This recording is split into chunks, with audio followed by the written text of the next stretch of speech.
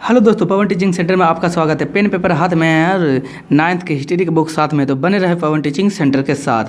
हम लोग हिस्ट्री के चैप्टर 6 का पार्ट 5 आज करने जा रहे हैं। इसके पहले पार्ट 4 तक वीडियो अपलोड है। वहाँ पर जाकर आप पहले, अगर इस वीडियो को आप देख रहे हैं तो वहाँ जाकर इस वीडियो को प्ले लिस्ट के में क्लास जो 9th का हिस्ट्री का फुल एक्सप्लेनेशन वाला जो प्ले लिस्ट है उसमें जाकर आप देख सकते हैं उस चारों वीडियो को। उसके बाद इस देखिए तो आपको देखने में क्या हो, समझने में आसानी होगा।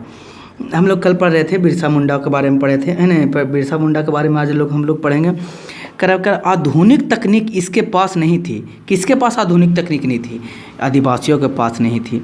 तीर धनुष से ही लड़ते थे। जब सन 1857 की क्रांति की शुरुआत हुई तब ये संथाल विद्रोहियों के साथ थे और अंग्रेज़ों के खिलाफ उनका साथ दे रहे थे। और जब ऐसा हुआ तो ये किसके खिलाफ थे? विद्रोही के खिलाफ थे और अंग्रेज ने इसको क्या करा था? साथ दे रहे थे। यद्यपि संथाल विद्रोह से आदिवासियों का जीवन तथा स्थिति में कोई विशेष परिवर्तन नहीं आया, लेकिन अंग्रेजी सरकार को इस क्षेत्र के लिए नई प्रशासनिक नीति को अपनाना पड़ा।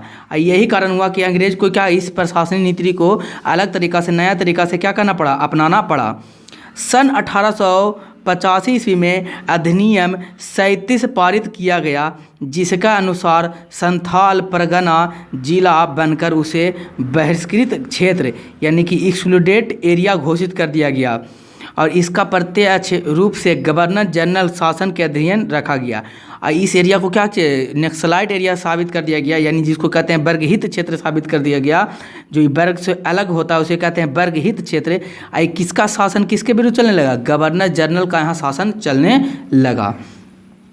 हम आज पढ़ेंगे, मेन पॉइंट है बिरसा मुंडा। बिरसा मुंडा के बारे में हम लोग जितना तारीफ़ करें उतना कम शब्द हो जाएगा। बिरसा मुंडा के बारे में, ये भारत के एक ऐसे विद्रोही थे जो है न अंग्रेज़ों को भगाने में क्या थे? समर्थ रहे थे। यानी कि अंग्रेज़ों इनके सामने क्या करना पड़ा था? झुकना पड़ा था। यानी कि हम जितना इनके बारे में जितना शब्द हम बोले मेरा शब्द कम पड़ जाएगा बिरसा मुंडा के बारे में। जैसे आपके थंबनेल में भी देखते होंगे कि आप लगा होगा बिरसा मुंडा के बारे में। बिरसा मुंडा क्योंकि सबसे ज़्यादा प्रश्न पूछा जाता है किसके? बिरसा मुंडा से ही प्रश्न पूछा जाता है, इसलिए हम थंबनेल में भी लगाएं बिरसा मुंडा के बारे में। मुंडा विद्रोह। मुंडा विद्रोह का कौन हीरो थे? बिरसा मुंडा, इसलिए नाम ही इसका क्या पड़ा? मुंडा विद्रोह। मुंडा विद्रोह सन 1899 से लेके 1900 में छोटा नागपुर में मुंडा आदिवासियों ने उपनिवेशवाद का विरोध किया। ये जब मुंडा विद्रोह, क्वेश्चन पूछेगा आपको इस तरीक़ा से कि मुंडा विद्रोह कब हुआ, तो आप जवाब दीजिएगा कि मुंडा विद्रोह हुआ कब हुआ? मुंडा विद्रोह, तो मुंडा विद्रोह 1899 से लेके 1900 के बीच में क्या हुआ था? मुंडा विद्रोह। ये मुंडा विद्रोह कौन थे? छोटा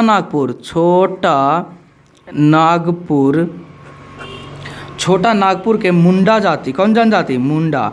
मुंडा कुछ ही आदिवासी का क्या था? जनजाति था, आदिवासियों का जनजाति। आप नीचे कमेंट बॉक्स में लिख के हमें बताइए कि मुंडा जनजाति कहाँ पाया जाता है। हम आपको पार्ट 1 में आपको पढ़ा चुके हैं मुंडा जनजाति कहाँ पाया जाता है। मुंडा आदिवासियों के उपनिवेशवाद में विरोध किया। इस विद्रोह का नेतृत्व बिरसा मुंडा कर रहे थे। इस विद्रोह का जो नेतृत्व कर रहे थे, इस विद्रोह का नेतृत्व कौन कर रहे थे? बिरसा मुंडा। कौन मुंडा? बिरसा मुंडा इसका विद्रोह कर रहे थे। इस विद्रोह का नेतृत्व बिरसा मुंडा ने किया। बिरसा मुंडा का जन्म 15 नवंबर 1874 के पलामू जिले में हुआ था। क्वेश्चन पूछेगा, ध्यान देने योग्य बात, बिरसा मुंडा का जन्म कब हुआ? तो बिरसा मुंडा का जन्म हुआ कब? 15 नवंबर। 15 नवंबर 1874 में हुआ था। कहाँ था? पलामू। कौन मुँह? पलामू में हुआ। जिला था पलामू, क्या था वहाँ का? जिला। पलामू के जिले में एक तमाड़ के निकट लघुत नामक गांव में हुआ था। कौन सा गांव था जी? तो गांव का नाम था क्या? लूहीहातू गांव। कौन गांव? लूहीहातू गांव। क्वेश्चन पूछेगा मुंडा विद्रोह कब हुआ? 1800 99 से 1900 के बीच मुंडा विद्रोह हुआ। ये कहाँ था स्थित? छोटा नागपुर में था। ये मुंडा क्या है? एक जाति है जो किसका जनजाति है? आदिवासियों का जनजाति है। इसमें एक क्या होता है, बिरसा मुंडा नाम था। उनका जन्म कब हुआ था? 15 नवंबर 1874 में पलामू जिले के उलिटीहातू गांव में हुआ था। करा कि पलामू गांव के तमाड़ के निकट उलिहातू नामक गांव में हुआ था। बचपन से ही वह कुशग्रह बुद्धि का था। ये क्या था? बचपन से ही जो बिरसा मुंडा से थे कुशग्रह बुद्धि का थे। उसने आदिवासियों की गरीबी और शोषण पर गहरा चिंतन व्यक्त किया। इन्होंने आदिवासियों के शोषण पर क्या किया? गहरा चिंतन किया। गहरा चिंतन का मतलब यह होता है कि बहुत बारे में क्या किए, उनके बारे में सोचें। इससे पहले इनके बारे में कोई सोचता होता नहीं था। उसने आदिवासियों की गरीबी और शोषण पर गहरा चिंतन व्यक्त किया और इसके लिए औपनिवेशिक शासन के भू राजस्व प्रणाली, न्याय प्रणाली एवं शोषणपूर्ण नीतियों का समर्थन करने वाले जमींदारों के प्रति आक्रोश हुआ। उस पर धर्म का भी बहुत प्रभाव था। इस पर क्या धीरे धीरे जाकर ये क्या करें, अंग्रेज़ों से बड़ी प्रभावित होकर उनसे क्या करें, उनके प्रति शोषण का आक्रोश पैदा इनके हुआ, क्योंकि इसके जमींदारों का भी क्रोध था और धर्म के पर जो धर्म के हस्तक्षेप कर अंग्रेज़ लोग ईसाई मशीनरियों को लाकर ईसाई धर्म में परिवर्तन करा रहे थे आदिवासियों को। इनके लिए भी इनको क्या था, बहुत ही गुस्सा, उत्तेजित थे या कह सकते गुस्सा के रूप में थे। कह रहा है कि तथा उसे ईश्वर में अटूट विश्वास था। बिरसा मुंडा को किस पर विश्वास था? अटूट विश्वास था ईश्वर पर, पूर्ण अंध रूप से विश्वास करते थे ईश्वर पर। अतः सन 1895 ईस्वी में उसने अपने आप को ईश्वर का दूत घोषित किया, क्योंकि ईश्वर को क्या करते थे, ईश्वर पर अटूट विश्वास था। इसलिए 1885 में इसने ईश्वर का क्या चीज़ घोषित किए? दूत घोषित किए। क्वेश्चन पूछेगा, बिरसा मुंडा ने ईश्वर का दूत कब घोषित किए? 1885 ईस्वी में क्या चीज़? ईश्वर का दूत घोषित किए। किसने घोषित किया? बिरसा मुंडा ने। बिरसा मुंडा का जन्म कब हुआ था? 15 नवंबर 1874 में पलामू जिले के उलिहातू गांव में हुआ था। इसने ईश्वर पर बिरसा मुंडा को ईश्वर पर अटूट विश्वास था, इसलिए इन्होंने 1885 में ईश्वर का दूत घोषित किया। धार्मिक आंदोलन के आधार पर बिरसा मुंडा ने भी सभी आदिवासियों को हथियार बंद करना शुरू कर दिया और उन्होंने अधिकारों के प्रति सजग कराया। मुंडा जाति के साथ साथ अन्य जनजातियों में भी उसने जागरूकता पैदा की और उन्हें संगठित किया। 25 दिसंबर सन 1899 ईस्वी को उसने ईसाई मशीनरियों पर आक्रमण किया और 8 जनवरी सन 1900 ईस्वी को ब्रिटिश सरकार द्वारा इस विरोधी को बुरी तरह कुचल डाला गया। इन्होंने 25 दिसंबर 1879 को क्या किया? ईसाई मशीनरियों पर क्या किया? आक्रमण किया। कौन? बिरसा मुंडा ने 1899 में। क्वेश्चन पूछेगा कि ईसाई मशीनरियों पर कब किया था हमला? तो 1899 में किया था। कौन? किसके द्वारा किया गया था? किसके द्वारा? तो बिरसा मुंडा के द्वारा। बिरसा मुंडा के द्वारा किया गया था। मुंडा के सभी आदिवासियों को हथियार बंद कराकर शुरू कर दिया और उन्होंने उनके अधिकारों के प्रति सजग कराया। मुंडा जाति के साथ अन्य जनजातियों में भी उसने जागरूकता पैदा की और उन्हें संगठित किया। 15 दिसंबर सन 1899 ईस्वी को उसने ईसाई मशीनरियों पर क्या किए? आक्रमण किए। 8 जनवरी सन 1900 ईस्वी को ब्रिटिश सरकार द्वारा इस विद्रोह को बुरी तरह कुचल डाला गया और 19 ईस्वी को बुरी तरह से किसके द्वारा? अंग्रेज़ के सरकार द्वारा कुचल डाला गया, यानी कि इसका क्या किया गया? ख़त्म कर दिया गया। खत्म कर दिया गया, यानी कि कुचल डाला गया। 200 पुरुष एवं महिलाओं मारे गए। इस विद्रोह में 200 पुरुष और महिलाओं क्या हो गए, मारे गए, तथा 300 लोग बंदी बना लिए गए। और कितने लोग बंदी बना लिए गए, 300 लोग बंदी बनाए। कई नेताओं को भी गिरफ्तार कर लिया गया, और एक दो ने, बहुत सारे नेताओं को क्या कर लिया गया, गिरफ्तार कर लिया गया। बिरसा मुंडा की गिरफ्तारी के लिए सरकार की तरफ से 500 रुपये इनाम की घोषणा किया। इसी में क्या हुआ, बिरसा मुंडा को क्योंकि इसका नेतृत्व कौन कर रहे थे, बिरसा मुंडा कर रहे थे, इसलिए सरकार की तरफ से 500 रुपया का क्या रखा गया, इनाम रखा गया कि जो भी बिरसा मुंडा को पकड़ कर लाएगा उसे 500 रुपया का इनाम दिया जाएगा। अब आपको लग रहा होगा सर 500 रुपया बहुत बड़ा रकम है, उस समय 1800 ईस्वी में, 1900 ईस्वी में 500 रुपया बहुत, अभी 5 लाख के बराबर हुआ करता था। करा घोषणा की गई और फलस्वरूप 3 मार्च सन 1900 ईस्वी को बिरसा गिरफ्तार कर लिया गया। रांची जेल में जून में हैजा से उनकी मृत्यु हो गई। अब बिरसा मुंडा के किससे मृत्यु होगी, हैजा से। बिरसा मुंडा को कब गिरफ्तार किया गया, 3 मार्च 1900 को गिरफ्तार किया गया था। और कहाँ के जेल में, रांची के जेल में इनको गिरफ्तार कर लिया गया था। अब आप ही बताइए, बोलो सर आपको पता, इसको पता कैसे चला गिरफ्तार क्यों कर लिया गया। आपको पता है हर एक दोस्त कमीना होता है, उसी प्रकार से इनका भी कोई इन्हीं विरोधियों में से कोई एक था जो क्या कर दिया गया था, 500 रुपया के चलते इनका नाम बता दिया गया था कि कहाँ पर रहते हैं, और वहाँ से इनको क्या कर लिया गया था, गिरफ्तार कर लिया गया था। ब्रिटिश सरकार की दमन नीति ने बिरसा मुंडा का विद्रोह तो कुचल दिया, लेकिन इस आंदोलन का प्रभाव अंग्रेजी शासन पर महत्वपूर्ण रूप से पड़ा। ब्रिटिश सरकार के लिए यह एक चेतावनी थी। और करा ब्रिटिश से इसका महत्वपूर्ण कुचल तो डाला, बिरसा मुंडा विद्रोह को क्या दमन कर दिया गया, चाट दिया गया, खत्म कर दिया गया, लेकिन इसका ब्रिटिश सरकार पर बहुत बड़ा असर पड़ा।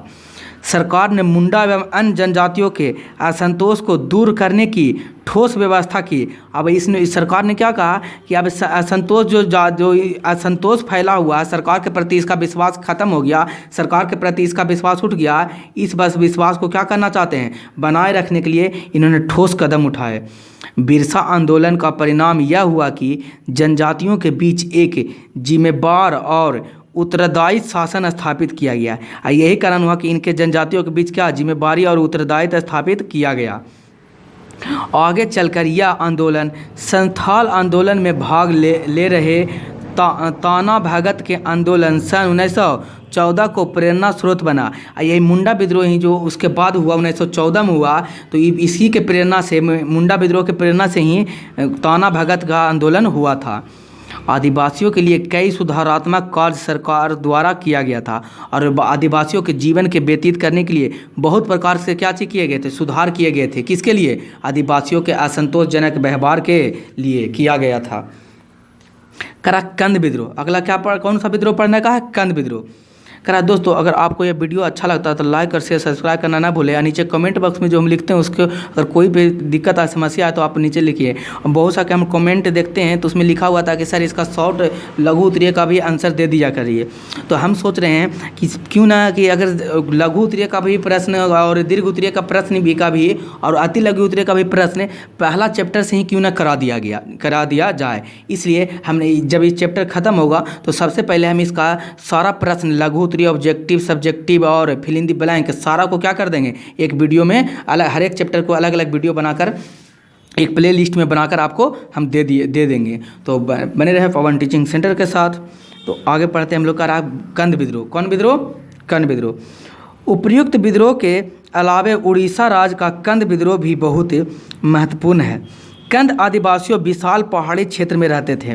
कंद आदिवासियों कौन सा क्षेत्र में रहते थे, विशाल पहाड़ी क्षेत्र में रहते थे, जो तत्कालीन मद्रास प्रांत में है। अभी जो कंद क्षेत्र कहाँ है, मद्रास में है। कहाँ पर है, मद्रास, तथा बंगाल में फैले थे। मद्रास और बंगाल में उस समय फैले थे। इस जाति में विपत्तियों एवं आपदाओं से मुक्ति प्राप्त करने के लिए पर्यात प्रथा यानी मानव बलि, इनको लगता था, क्योंकि इनको भगवान पर बहुत क्या था, विश्वास था, तो इनको लगता था कि जब भगवान पर विश्वास था तो उसको मरिया प्रथा, कौन प्रथा, मरियाह प्रथा, कौन प्रथा, मरियाह प्रथा होता कुछ मानव का बलि देना ही क्या कहलाता है, मरियाह प्रथा कहलाता है। आप भी देखेंगे ने, जब पहले पिछले ज़माना में जब अंधविश्वास था तो कहा जाता था कि जब पुल बनता है तो पुल क्या हो जाता है, टूट जाता है, इसलिए बलि दिया जाता था। पुल के पाया में छोटे बच्चे को चुरा कर लाया जाता था, उसमें दफन कर दिया जाता था, तो माना जाता था कि पुल नहीं टूटा। ये अंधविश्वास है। आज देखते हैं कि इतने बड़े बड़े पुल बनते हैं, कोई पुल में किसी का बलि नहीं दिया जाता है, फिर भी क्यों रह जाते हैं। पहले क्या था, सीमेंट बालू या अच्छे इंजीनियर भी ना होने के कारण ऐसा प्रथा प्रचलित में था। क्रममारिहार प्रथा, मानव बलि प्रथा का प्रचलन था। सन 1837 में ब्रिटेन सरकार ने इसे रोकने का प्रयास किया। अब ब्रिटेन सरकार, जो अंग्रेज़ का सरकार था, मरिहा प्रथा को क्या करने का कहा कि इसे रोकने के लिए कहा गया। उस समय चक्र बिसोई नामक नेता ने इसका विरोध किया, और उसी समय चक्र बिसोई नामक नेता से क्या किया था, इसका विरोध किया। चक्र बिसोई का जन्म घुमसार के ताराबाड़ी नामक गांव में हुआ करता था।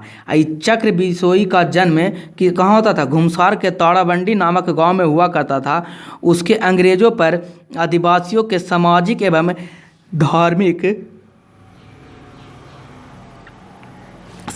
धार्मिक प्रथाओं को हस्तक्षेप करने का आरोप लगाया और उनका प्रबल विरोध किया।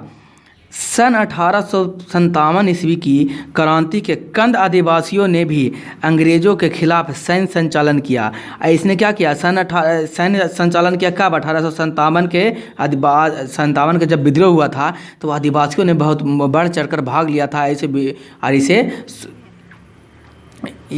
लायक बनाया था। उड़ीसा के ही भूइया एवं जुआंग आदिवासियों ने वहाँ के राजा की सामंतवादी एवं दमनकारी नीति के खिलाफ विद्रोह कर दिया। वहाँ के राजा जो हुआ करते थे, राजा सामंतवादी और दमनकारी का क्या खिलाफ विद्रोह कर दिएंगे। कहाँ के, उड़ीसा क्षेत्र में। कहाँ, भूइया जुआंग आदिवासियों ने वहाँ के राजाओं पर क्या कर दिया, वहाँ के राजाओं के पर विद्रोह कर दिए। सन 1867 से 68 ईस्वी में धरनीधर नायक के नेतृत्व में विद्रोह का झंडा खड़ा कर दिया गया।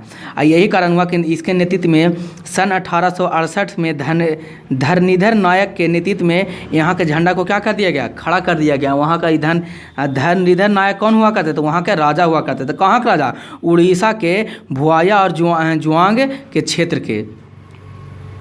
भारत के अन्य वन्य प्रदेशों में भी औपनिवेशवाद शोषण के खिलाफ विद्रोह हुआ। अब भारत में भी देखा गया कि इसके अलग अलग प्रदेश में अलग अलग तरीक़ा से, अलग अलग जरिए से, अलग अलग लोगों के द्वारा क्या कर दिया गया, अलग अलग विद्रोह किया गया। सन 1879 से 80 ईस्वी में आंध्र प्रदेश के आदिवासियों ने अत्यधिक लगान वसूलने के खिलाफ तथा बेटी प्रथा, बालात मजदूर प्रथा के खिलाफ विद्रोह किया। इन्हें लगान, जो वहाँ का सरकार था, जो अंग्रेज़ का सरकार था, लगान मतलब कुछ टैक्स यानी कि कर जो अधिक मात्रा में वसूल रहे थे। और बेटी प्रथा था, ये बेटी प्रथा क्या, बालात मजदूर प्रथा, यानी कि मजदूर से भी क्या किया जाता था, पैसा लिया जाता था टैक्स के रूप में। तुम मजदूरी करेगा तो तुमको भी क्या करना पड़ेगा, टैक्स देना पड़ेगा। उसी को कहा जाता था, बेटी प्रथा कहा जाता था। इसके खिलाफ क्या कर दिया, विद्रोह स्थापित कर दिया। कौन, आदिवासियों ने। मध्य प्रांत के भील तथा गोंडा जनजातियों ने भी अपने अस्तित्व के लिए ब्रिटिश शासन के प्रतिरोध में आंदोलन किया। इसी ने क्या कर दिया, इसके मुंडा जनजातियों के ने ब्रिटिश सरकार के आंदोलन कर दिया, उसके प्रतिरोध में यानी कि उसके विरोध में। परिणाम स्वरूप सन 1935 ईस्वी में तत्कालीन विभाग सभा द्वारा जनजाति के लिए शिक्षा और आरक्षण का प्रस्ताव पारित किया गया। स्वतंत्र भारत के संविधान ने भारत की जनजातियों को धारा 342 में कमज़ोर वर्ग द्वारा दर्ज देकर उसके लिए सभी तरह की सुविधाएं मुहैया कराया गया। ध्यान देने योग्य बात, कमज़ोर वर्ग को कौन से धारा के तहत सुरक्षा देने का क्या कर दिया गया, सुविधाओं देने का आरक्षण प्रदान किया गया। तो धारा 342, ध्यान, धारा कौन सा 342 कमज़ोर व्यक्तियों को या कमज़ोर लोगों को दर्जा देकर धारा 342 में संविधान में भारतीय जनजातीय संशोधन के द्वारा धारा 342 के द्वारा यहाँ के जातियों को सुविधा के आरक्षण दिया गया कि इस आरक्षण से बहुत सारे सुविधा दिए जाने लगे। किनको? आदिवासियों को। कौन से धारा? 342 के धारा के तहत। सन 1992 ईस्वी में सरकार ने नई वन नीति बनानी, जिसका समय समय पर संशोधन भी किया जाता रहा। और क्या किया? सन 1952 ईस्वी में अंग्रेज़ के सरकार ने एक नया नीति बनाया। कौन नीति? नया नीति, जिस नीति में हर एक बार समय समय पर वन में नई नीति का संशोधन किया जाएगा। यह वन की रक्षा तथा आदिवासियों के अधिकार की रक्षा के लिए उठाया गया भारत का एक महत्वपूर्ण कदम था। ये था क्या था? भारत के लिए एक बहुत अच्छा कदम था जो इस तरीक़ा से संविधान लागू किया गया। दोस्तों हमें नीचे कमेंट बॉक्स में लिख के बताइए कि वन अधिनियम कब आया था। सबसे पहला क्वेश्चन बताइए कि वन अधिनियम कब पारित लाया गया था। अब वन अधिनियम किसके द्वारा लाया गया था? सबसे पहले वन अधिनियम किसके द्वारा लाया था और उसमें कौन से वन विशेषज्ञ थे जो ने लाया था, और कब पारित हुआ था वन अधिनियम भारत में? ये हमें कमेंट बॉक्स में नीचे में लिख बताइए। और एक क्वेश्चन हम आपको देते हैं, भील जनजाति भारत के कौन सी बड़ी जनजाति है? पहला प्रजाति, दूसरा या तीसरा? ये भी कमेंट बॉक्स में लिख के बताइए। और कहाँ कहाँ भील जनजाति पाए जाते हैं ये भी कमेंट बॉक्स में नीचे लिखकर बताइए हमें। यद्यपि वन समाज में जीवन व्यतीत करने वाली आदिवासी औपनिवेशिक शोषण से तो मुक्त हो गए, लेकिन आंदोलन थमा नहीं। अब ये जो शोषण उनसे किया जा रहा था उस शोषण से मुक्त हो गए, लेकिन यह थमा भी था नहीं। फिर हमको बताइए वन समाज, वन है कुछ, यानी कि वन अधिनियम कब आया, जो हमें कमेंट बॉक्स में जल्दी लिख के नीचे बताइए। सिर्फ स्वरूप में परिवर्तन आ गया, इस शोषण कम आ गया, लेकिन आंदोलन रुका नहीं। आंदोलन के रूप में क्या हो गया? बदलाव हो गया। यह आंदोलन क्षेत्रवादी आंदोलन में बदल गया और वे अलग राज्य की मांग करना शुरू कर दिए। यह आंदोलन क्या हो गया? क्षेत्रवादी में क्या हो गया? बट गए, और ये अलग राज्य की क्या करने लगे? मांग करने लगे। भारत सरकार ने उनकी लंबित मांगों को ध्यान में रखते हुए मध्य प्रदेश राज्य का पुनर्गठन हुआ। अब इसी के कारण कौन प्रदेश का राज्य गठन हुआ? मध्य प्रदेश। कौन प्रदेश? मध्य प्रदेश। 1 नवंबर सन 2000 ईस्वी में आदिवासियों को बहुत क्षेत्र का एक पृथक राज्य छत्तीसगढ़ बनाया गया। छत्तीसगढ़ कब बनाया गया? 1 नवंबर सन 2000 ईस्वी में छत्तीसगढ़ बनाया गया, पृथक छत्तीसगढ़ बनाया। इसी तरह 15 नवंबर सन 2000 ईस्वी में बिहार राज्य का पुनर्गठन आदिवासियों के बहुत क्षेत्र झारखंड को एक अलग कर दिया गया। यानी कि झारखंड में आदिवासी का एक बड़ा क्षेत्र है, और इसका भी भारत का क्वेश्चन पूछेगा, बिहार से भारत कब राज्य के रूप में दर्जा अलग राज्य के रूप में दर्जा प्राप्त किया? तो 15 नवंबर 2000 को अलग राज्य के रूप में बना। कौन? झारखंड। किसने साथ? झारखंड, बिहार ही में था, दर्जा दे दिया गया। इस तरह हम देखते हैं कि वन समाज में निवास करने वाली जनजातियों में औपनिवेशिक शोषण के खिलाफ एक संपूर्ण लड़ाई लड़ी, जिसमें भविष्य में उनके 3 सुधार कार्य का मार्ग प्रस्तावित किया।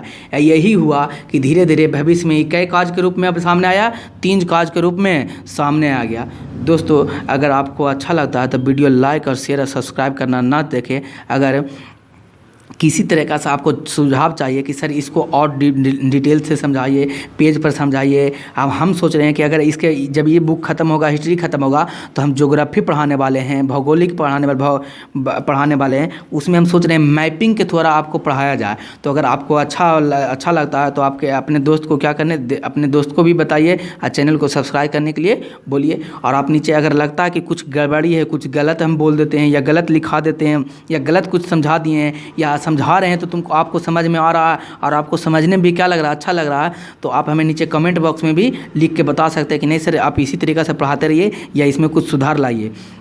और हम सोच रहे हैं कि बहुत सारे बच्चे के हम देखे कमेंट बॉक्स में नीचे लिखा हुआ था कि सर लघु उत्तरीय का प्रश्न का भी क्या दे दीजिए, आंसर दे दीजिए, दीर्घ उत्तरीय का भी, अब वस्तुनिष्ठ प्रश्न, objective, fill in the blank, सभी का उत्तर आंसर बताइए। तो हम सोच रहे हैं क्यों नहीं, अगर बताया ही जाए तो पहला चैप्टर से क्यों ना स्टार्ट किया जाए, सभी चैप्टरों का लघु उत्तरीय, दीर्घ उत्तरीय और वस्तुनिष्ठ प्रश्न सभी को क्या कर दिया है, दे दिया जाए। तो अगर आप वीडियो अंत तक देख रहे हैं तो आपका धन्यवाद।